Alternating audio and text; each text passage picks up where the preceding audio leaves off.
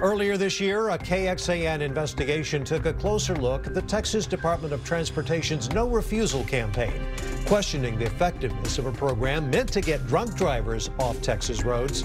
The program is funding through a combination of federal, state, and local dollars, and years later, the answer to just how effective it really is not totally clear. But with the Labor Day weekend just days away, we wanted to examine another well-known program aiming to keep you safe on the road. Click It or Ticket, a 16-year-old program in Texas. The numbers show is working. Today, more people are wearing their seatbelts than before the program started, about 75% back then to now almost 92%. KXAN investigator Kylie McGivern has the breakdown. Kylie. We all know wearing a seatbelt saves lives.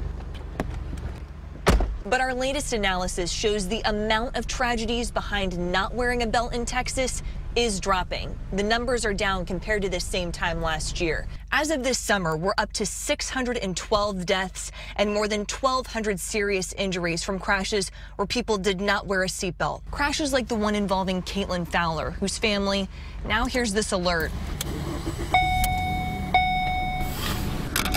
in a whole new way. On I-35, one of the busiest and most dangerous highways in the state, a reminder to buckle up.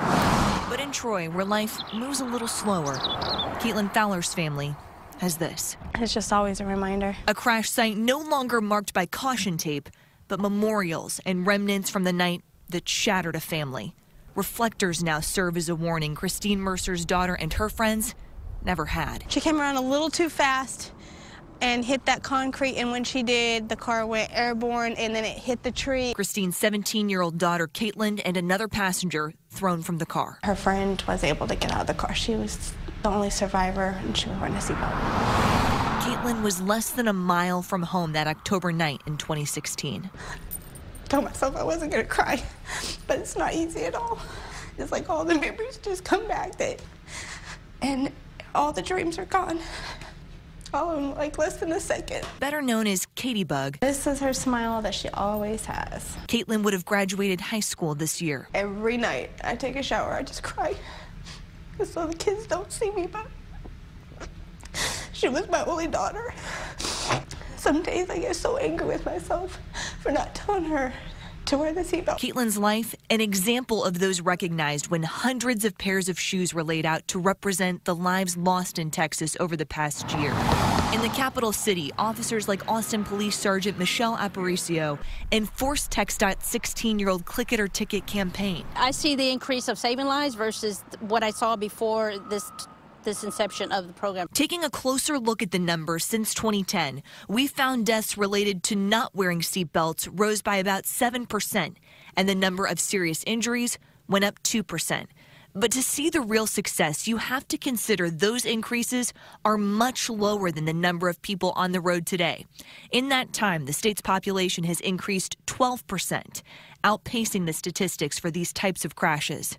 Jumped over a culvert and then hit a rock wall and flipped one time. I think the education that TxDOT has done, with APD's done, with our our initiatives that we've done with our officers and going out and writing tickets for those violations, I think people see that, you know, Texas takes this very seriously. To keep improving, Sergeant Aparicio says she'd like to see more tie-in with other safety campaigns. We also should be focusing more on the Click It or Ticket at the same time that we're focusing on the drinking and driving campaigns. A thought Christine echoes.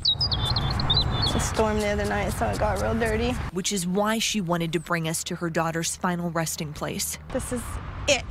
And a lot of times people don't show that. They just show what happened, or they tell what happened, but they don't see where we have to go. Like, this is it.